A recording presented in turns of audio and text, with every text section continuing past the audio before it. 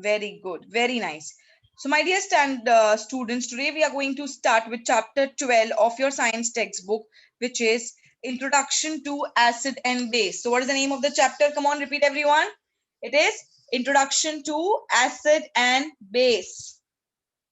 Once again, I'm repeating, the name of the chapter is Introduction to Acid and Base. Even if you want in your notebook, you can write down because I'm sure you keep on forgetting the names of the chapter. So the name of the chapter is Introduction to Acid and Base. Have you heard about these terms acid and base before? I'm sure acid is a very common term, but have you heard about base? Do you have any idea what exactly is the meaning of base?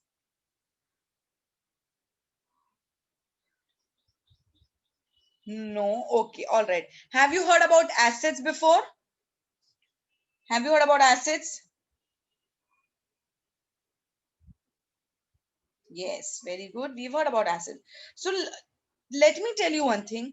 On our daily routine, we consume a lot of foodstuffs, right? Like during Diwali, I'm sure you've consumed a variety of sweets, a variety of savory, and a variety of juices and different things, right? So we consume a different food items in our daily life.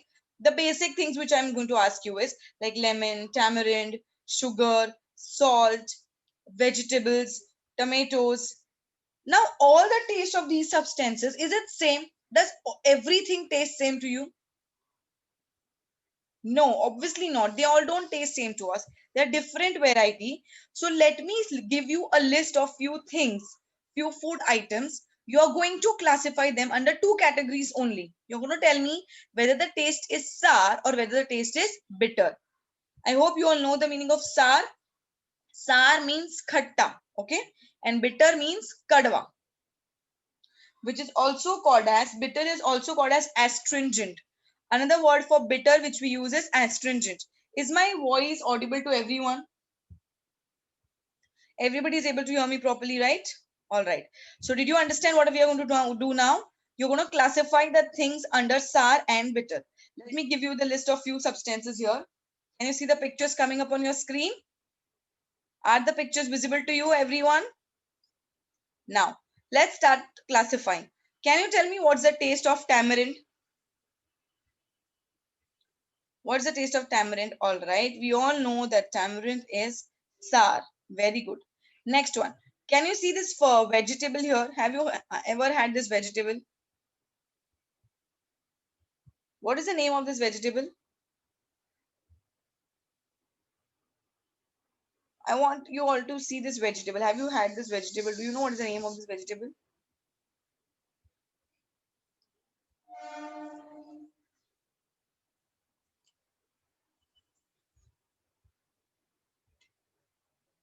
It's tinli. I think the basic common term, Hindi term which we use is tinda or tindori or tinli, whatever different languages we use, right? So you all have eaten it when it is cooked, but when it is raw, have you tried it? It is not exactly bitter, but it is little astringent in taste, like a slightly bitter. Okay. Now tell me about methi leaves. It's very sweet, no? Sweet like all of you. Okay, all right. Methi is bitter. Definitely methi is bitter. What about lemon? What about lemon? Yes, lemon is sour. And your favorite Ching's chili vinegar. What about Ching's chili vinegar? Your favorite Chinese item, right? I'm pretty sure now everybody's mouth will be watering and today night's dinner menu will be already decided. Mom, please, we want Chinese today. Yes, vinegar is also sour. And what about your favorite food, which I know majority of my students like it, is Karela. What about this Karela? Isn't it your favorite? Who all like Karela? No, you hate it. Oh, yes, very nice, Tanisha. Very good, Himani. I have few students who are telling me, yes, we like it. And I also like it a lot. So your Karela is sour or bitter. Very good. So these are bitter. Now here, my dear students, what exactly happened? You all were able to tell me the substances we could classify under sour and bitter on the basis of taste, isn't it? Just by tasting it, you were able to tell me whether the substance is sour or whether the substance is bitter. Why are we doing this? Is because substances which are usually sour in taste are called as acids. I'm repeating myself once again. Substances which are sour in taste are called as acids, and substances which are bitter in taste are called as bases. Substances which are bitter in taste are called as bases. See, we have many other substances. Just like you're telling me mango, mango is usually sour only. Even if it's a sweet mango, there's a little tinge of sourness in it. So you have a lot of food items. I've just listed a few things here to get the concept of acids and bases clear. Substances which are sour in taste are called as acids, and substances which are bitter in taste are called as bases. Now let us try to define what are acids and bases here. Substances like lemon, tamarind, vinegar, or amla. These substances acquire sour taste. This is because of the presence of a typical compound in them. We'll learn about this typical compound in the second half of the chapter. For now, what are you going to define acids as? Lemon, tamarind, vinegar, or amla-like substances acquire sour taste due to the presence of a typical compound in them. Such compounds imparting sour taste are called as acids. I'll come to the word of meaning of base as well. But for now, everyone in your notebook, give the heading as Introduction to Acid and Base. But before that, repeat with me, everyone, how will you define acids? How will you define acids? Acids are some substances like lemon, tamarind, vinegar, or amla-like substances have sour taste due to the presence of a typical compound in them. Such compounds imparting sour taste are called as acids. Come on, I want everyone to repeat loudly, and I want all your parents to come to know that yes, we have already started with the lecture and we are going to study very nicely in this academic year. So I want everyone, come on quickly. Yes, lemon is also citric acid. Did you, or everybody has taken your notebooks in hand?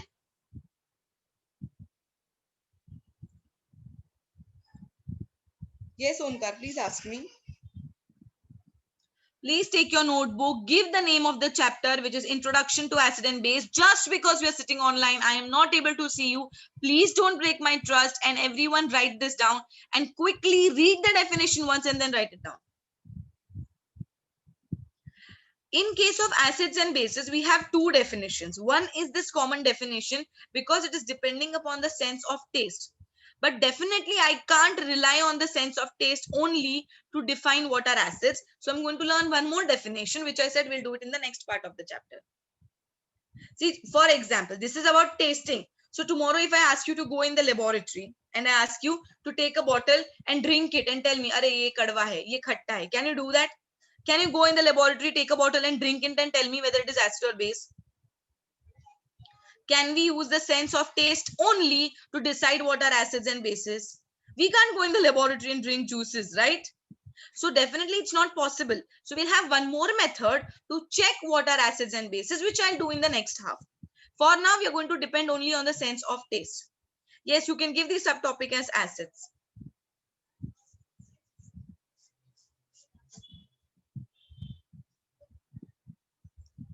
Have you all finished writing?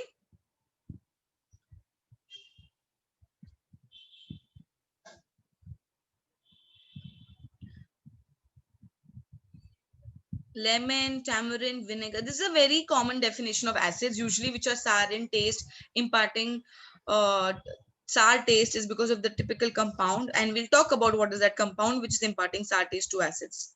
All right. Acids are soluble in water and they are also corrosive in nature. And animals and plants also possess acids in them. I hope everybody know that we also have an acid in our body. Do you all know the acid which is present in our body, which is helping us in digestion of food? Yes, hydrochloric acid. Very good, Omkar. Yes, Advika, you're right.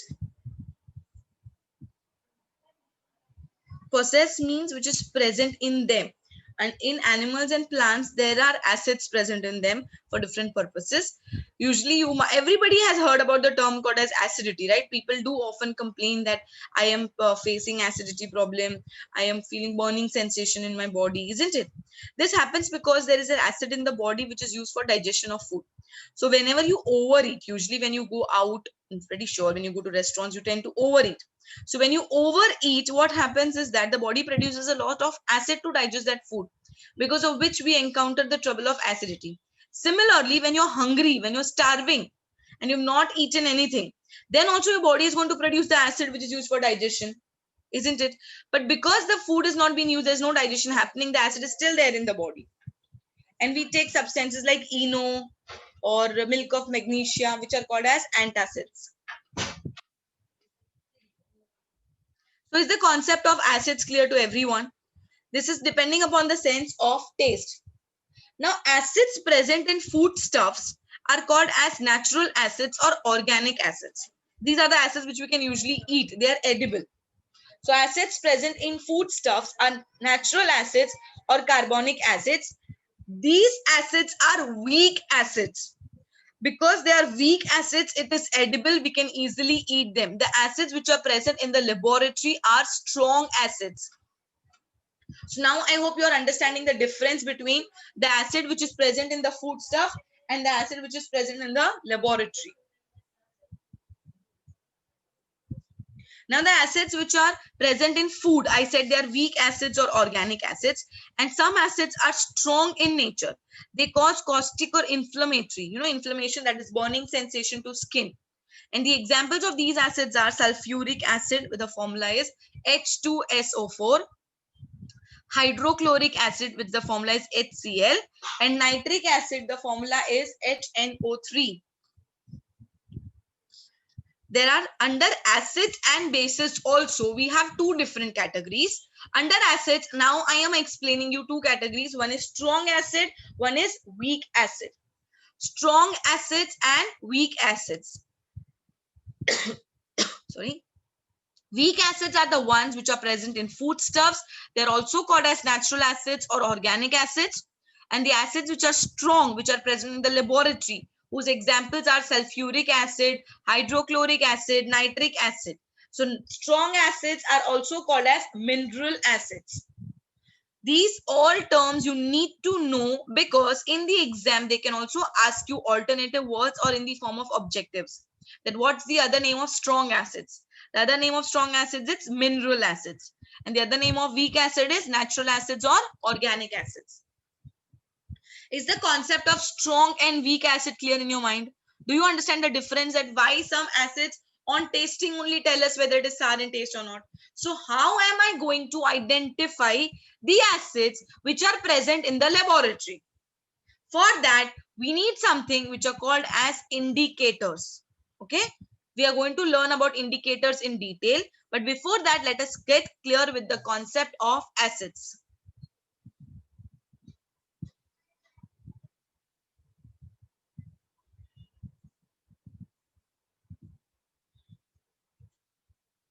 Have you just in your notebook for your revision purpose, please write down that weak acids are also called as natural acids or organic acid, and strong acids are called as mineral acids. Have you done that?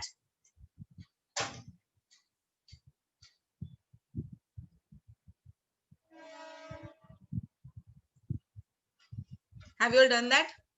Are you all listening to me? Because I feel very few students are cooperating today in the chat box.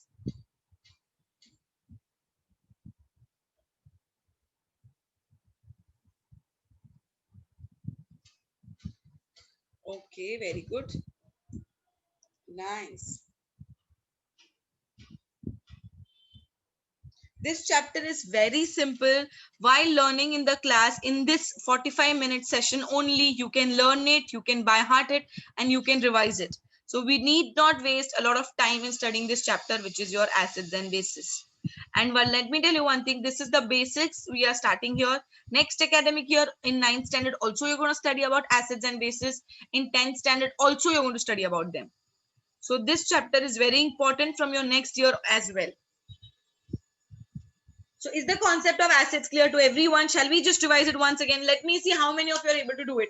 Come on. What are acids? What are acids? If I ask you what are acids, what are you going to tell me? In just short form, what do you understand by the term acids? Who is going to tell me? Okay, very good, Amberil. Acids are sour in taste. Very good. And that sour taste comes from a typical compound which is present in them. Isn't it? Very nice, very nice. Very good. Now, there are two types of acids. Which are the two types of acids? There are two types of acids, strong acid and weak acid. Very nice. Strong acid and weak acids. Strong acids are also called as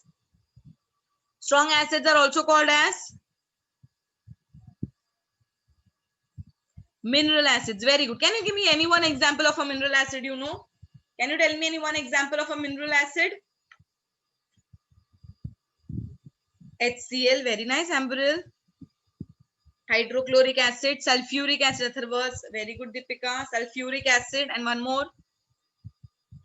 Hydrochloric acid, sulfuric acid, and which was one more acid we have studied today? Come on, quickly.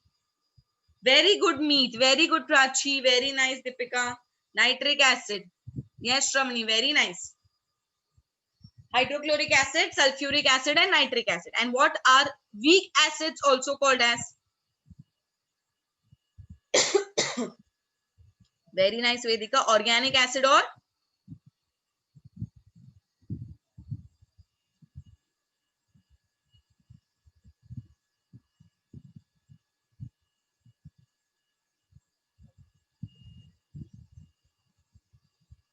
Very good. Natural acids. Very nice.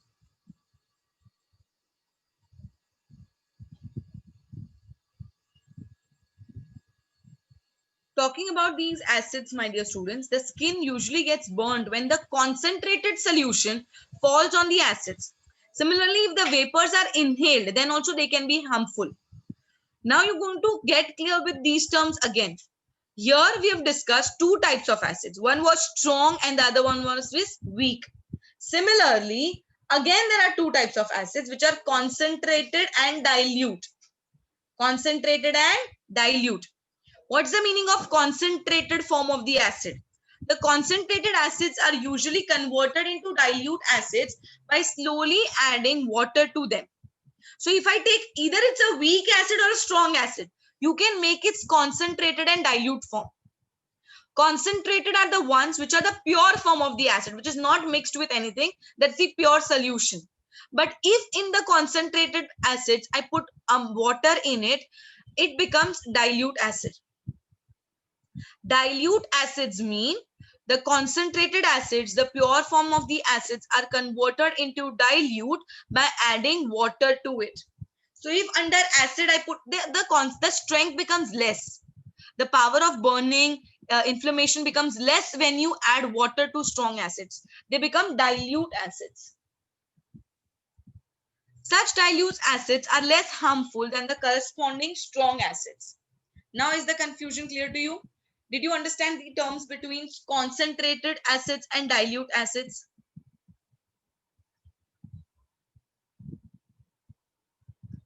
That is why I stressed a lot on strong and weak. First, let us get clear with the concept of strong acid and weak acid. Then I wanted you all to understand what is the meaning of concentrated acid and dilute acid. Are all these four terms clear to you? Strong, weak, concentrated, and dilute. I can't say dilute acids are completely not harmful. They are harmful, but to a less extent as compared to the concentrated ones. They are harmful in the same pattern, but it's only that the strength is less. The damage will be done a little less, but yes, the damage will definitely be done with the weak acid also and with the strong acid also. So are we through with the concept of acids completely? Is the question of acid clear to every one of my students sitting here? So even if anybody asks you a question tomorrow itself, you should be in the position to answer all the questions.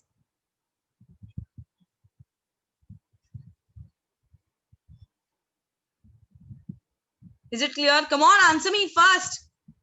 Has everybody understood what are acids clearly? Very nice. So now we move on to the next topic, which is called as bases. So what is the meaning of base exactly? So if I taste a dilute solution of baking soda, I want everyone to understand when I say a dilute solution of baking soda means what? Have you all heard about baking soda? We all know baking soda is the one which is used in our homes for cooking. And I can tell you Eno, the packets of Eno which is coming in our homes also contain small quantity of soda in it. Dilute solution means we take a substance of baking soda and add a lot of water. So it becomes dilute solution of baking soda. And if we drink it, it is slightly bitter or astringent in taste. And substances which are astringent or bitter in taste, and they are also sometimes slippery to touch, they are called as bases. And the example of bases are lime water, which is CaOH twice, baking soda, whose formula is NaHCO3, and caustic soda, which is sodium hydroxide. These are the examples of bases. Have you understood what a base is? Bases are usually those chemical substances which are astringent or bitter in taste, and sometimes astringent is another word for bitter only. It's a kind of kadwa taste after sometimes eating something and afterwards you get a slowly bitter taste is usually used for astringent. And here when you're writing the formula of lime water, the formula which is written CaOH twice, there is one bracket missing here. Let me just get that done quickly so that, all right.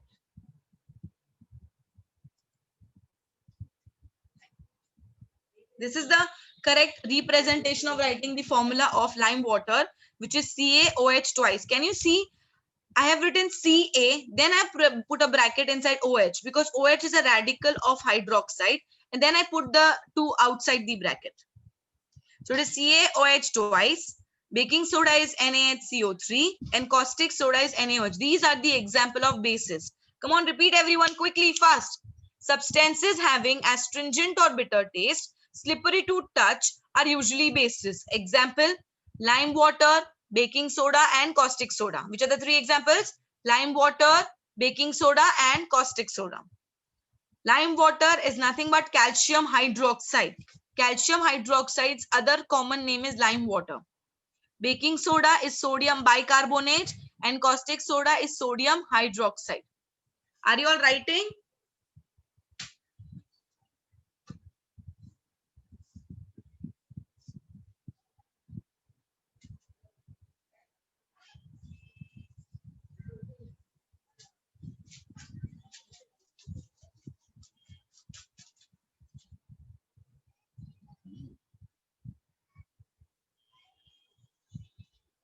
DN Nagar Richa, Ria, I don't know. Please stop scribbling the screen, please. I'm sure I trust you. You might have done it by mistake.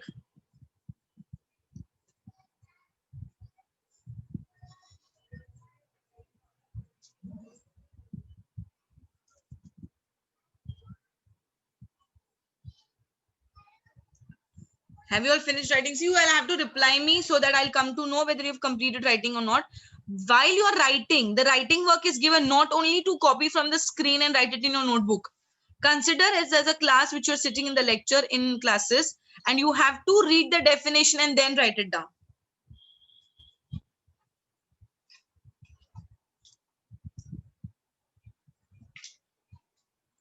Are you all writing? Okay, thank you, Tanishka.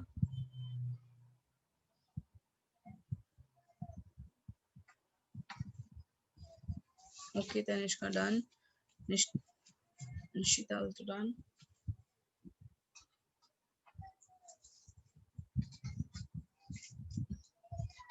So substances having astringent or bitter taste and are slippery to touch are bases.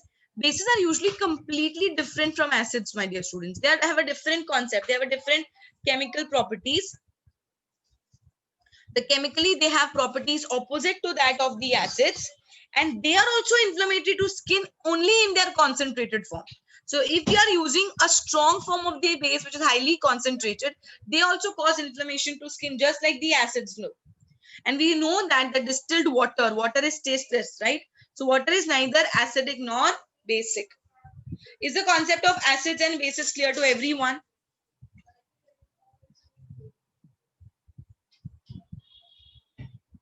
Did you all understand about acids and bases? So quickly tell me, what are bases? What is the taste in bases? Bitter, very good. Can you give me example? And they're only bitter or what? They're astringent and bitter. What else? There was one more term given in the definition of bases. They are slippery to touch, just like soap. They're slippery to touch, isn't it? Can you give me the chemical names for bases? Yes, water is neutral because it is neither acidic nor basic. Lime water, very good. That's it, only lime water. Do we remember? And please don't get confused that lime water is your nimbu pani. It is not your nimbu pani. It's not lemon juice or lemon water. It is lime water. So don't feel that lime water diya hai matlab nimbu pani hai. Very good. Baking soda, lime water and caustic soda. Got the answers. Thank you so much. And just like we were discussing that by tasting we were able to say whether it is sour in taste hai, khaya, sour hua. So it is acid. It's bitter, it's kadwa, and it is base. But can I completely rely on the sense of taste only to identify the acids or bases? No, I can't go to the laboratory, drink the bottle of juices and tell me, "Are ye solution to khatta hai, ye to kadwa." Definitely, it's really harmful. I can't do that. So what am I going to do to understand what are acids and bases, which I can't taste? So let us do a simple activity to understand how to identify acids and bases. And the ones which are helping us to identify acids and bases are called as indicators. What are they called as? Indicators. So apart from acids and base, the next important term which we are going to learn in this chapter are called as indicator. Let us see what are indicators. Now here I have a solution. I don't know whether it is an acid or whether it is a base. In indicators, the most common thing which we use are called as litmus paper. Can you see here? What's the color of the litmus paper? Blue. This blue color litmus paper, I'm so sorry, this is red color litmus paper. The red color litmus paper I've dipped into the solution and the color changes. Does the color change? No. Now I'm going to put a blue litmus paper. Is there a color change in the blue litmus paper? Could you all see that? Is there a color change? Yes. The blue litmus paper has turned red. And when the blue solution, blue litmus paper turns red, they are called as acids. And what is the indicator I've used here is litmus paper. Litmus paper is basically made from a plant called as lichen. Lichen plants are obtained from the natural sources, but they are manufactured in the laboratory. They have dyed to two colors, red and blue. So in the solution, when the red litmus paper has no change, blue litmus paper turns red, means it is acids, and acids change the color of blue litmus to red. Acids change the color of blue litmus to red. So then they will be classified as acids. Only one time the litmus paper can be used. You cannot use it again and again. Once it has changed the color, we are not able to use it again. Again, one more solution. Again, I take two filter papers, litmus paper. I take here blue litmus paper. Is there any color change in the blue litmus paper? No. Can you see any color change in blue litmus? No. Let us try with red now. Does your red litmus paper change the color? Does the red litmus paper change the color? Yes. The red litmus paper has now turned blue. That means it is a base. That means it is a base. And bases change the color of red litmus to blue. Bases change the color of red litmus to blue. I'm sure when you're studying this for the first time, I'm pretty sure you're bound to get confused with the colors. कि कौन सा color किसको associate करना है. So when I was a kid, how I used to remember, usually whenever you see there are acids, they are dangerous. They're dangerous to skin. They cause inflammation to skin, right? So things which are dangerous are usually assigned a red color, isn't it? जो चीज danger होता है उसको हम usually red color assign करते हैं. So you should remember, if anything is turning red, that means it is acid. And the word base has B in it, so it is blue. So if the color changes to blue, that means it is a base. This is the trick I used to use to remember what are acids and bases. If you can remember, very good. If not, you can always remember that red color is associated with acids. Is it clear? Did you all understand what are indicators? So here the indicator which I've used is litmus paper. And litmus paper, my dear student, is obtained from a plant called as lichen. अभी plant source से मिला है, मतलब natural source से मिला है. So it will be classified as natural indicators.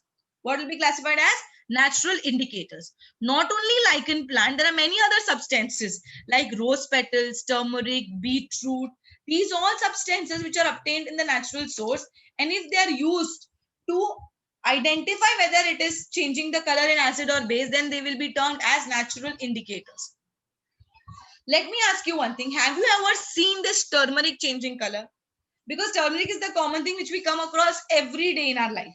In our Indian homes, we are so fond of eating haldi in every food stuff. I'm pretty sure when you eat anything which is containing turmeric, which is fried in oil, if that stain falls on a white cloth, what is the color you see? Turmeric stain का color क्या होता है? बताओ मुझे. Have you ever seen it? Yellow? Yes. जैसे ही turmeric stain clothes पे गिरता है, उसका color क्या होता है? Yellow. Have you ever tried to wash that? I'm pretty sure everybody gets scared. अरे यार दाग लग गया, अभी मम्मी चिल्लाने वाली है. So what do? You immediately try to rub it with a soap. As soon as the soap comes in contact with the yellow stain of the turmeric, the color changes to red. Have you tried that? The color immediately changes to red. Why? Why this happens? This happens because soap is a base. Soap is a base. And when the turmeric comes in contact with the base, the color changes to red. And when the turmeric comes in contact with the food stuff, that is the oil, the stain is yellow. That means turmeric is helping me identify whether the substance is acid or whether the substance is base. Did you all understand this? Was the example quite relatable to all of us? Isn't it? We all have come across this example. Isn't it? Is the concept of indicators clear to you? Did you see these all definitions you don't have to learn. It is not there in your textbook. Just to make the concept of indicators clear, I have shown you this. You just have to remember the color change for now. Blue changes to red. I'm going to say it is acid, and red changes to blue. We are going to say it base. Is this slide clear to everyone? Should I move ahead now?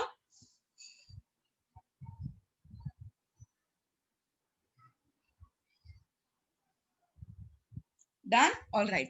Now, these was about natural indicators, but we can't simply rely on the indicators which are present in nature. We do prepare some indicators in the laboratory as well. So the indicators which are prepared in the laboratory are called as synthetic indicators. Synthetic are the ones which are chemically made in the laboratory. So certain substances which are made in the laboratory, like the chemicals, which help us identify the change. Let us see how are they going to help me identify the change. Now I feel, see, you know what, this color changes are so interesting and so nice to see live. You would have totally enjoyed if you would have been in the class. So because we are not able to be in the class, I am trying to show the color change here on the PowerPoint to you. I have two beakers here. I don't know whether the solution is acid or base.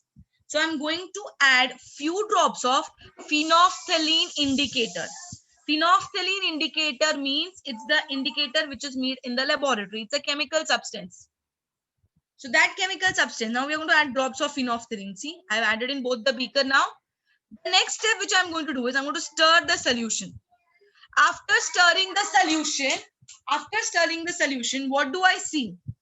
One solution has remained colorless and the other solution has turned pink. So now I conclude that phenolphthalein remains colorless in acid and the color changes to pink in base. And the color changes to pink in base.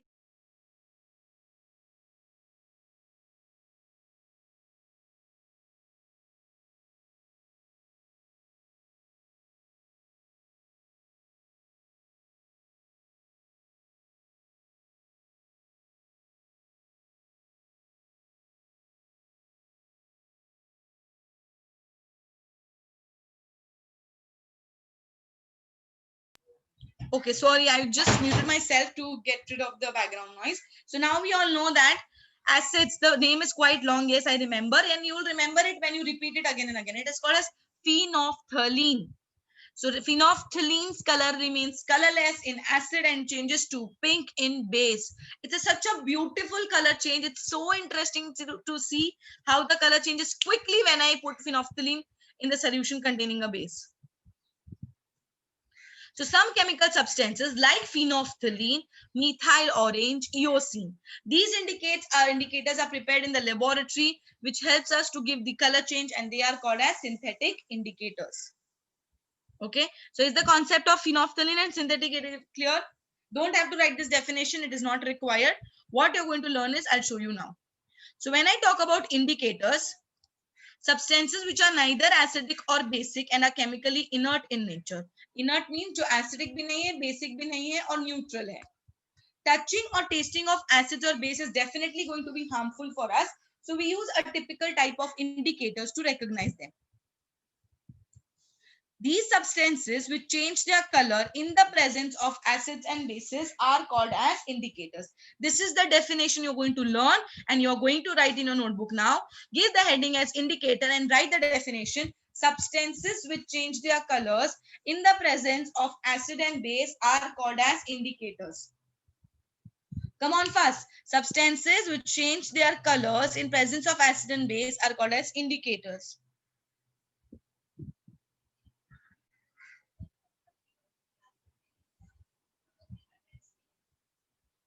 Are you all writing? Substances which change their color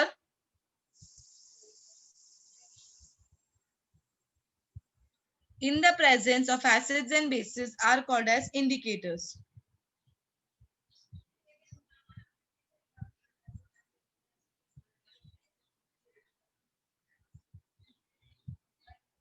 Yes, phenolphthalein. I will give you the list of all these solutions which are used in the laboratory and which is required by you to learn also. What will be the color change in acid and what will be the color change in base? For phenolphthalein, acids is colorless and base it turns to pink.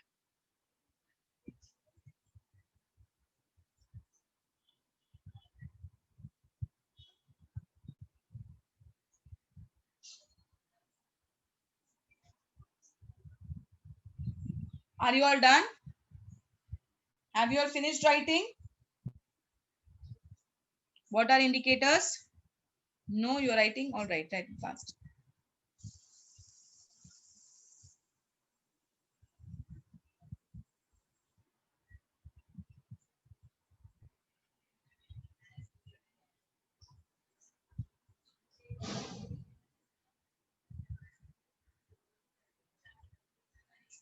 Okay, so we know what are indicators now, the substances which are going to change their color. So talking about these indicators which are used in the laboratory, specifically I am mentioning which are used in the laboratory, like methyl orange, phenolphthalein, methyl red, litmus paper. These is how the indicators look like. In the laboratory, litmus paper is usually used to determine the test of alkali or base. Base has one more term which is called as alkali. So instead of base, if I say alkali, both mean the same. This paper is made by the extract of lichen plant, which I discussed. Similarly, phenolphthalein, methyl orange, methyl red are used in the solution form in the laboratory. And there is one more indicator which is called as universal indicator. That universal indicator, which is usually in the liquid state, is used to check whether the change in the color in the presence of acid and base. We'll talk about a universal indicator a little later. For now, we're going to talk about methyl orange, phenolphthalein, methyl red, and litmus paper. Are the names of the indicators clear to you all? Methyl orange, methyl lead, phenolphthalein, and litmus paper. So these are the names of the indicators. In the next class, I will tell you what are their color changes and how are we going to by heart them. So today, we'll just end our lecture here only. I hope everybody is clear with the concept of acids, bases, and indicators. Did everybody understand? Please do not leave the meeting. We are not done with the other session yet. We've done with the chemistry lecture.